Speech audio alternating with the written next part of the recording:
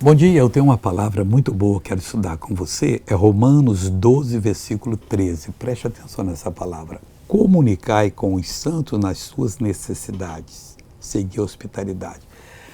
A pessoa que não tem entendimento do Evangelho, ela crê que João é santo, e foi santo e é.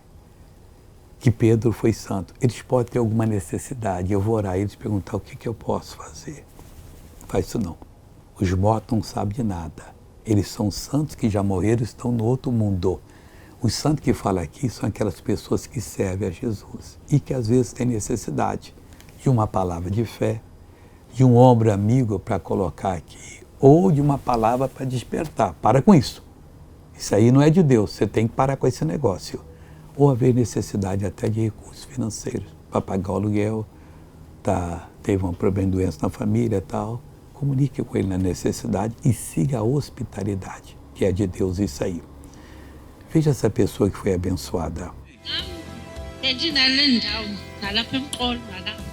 Ela tinha uma dor aqui. Está livre agora?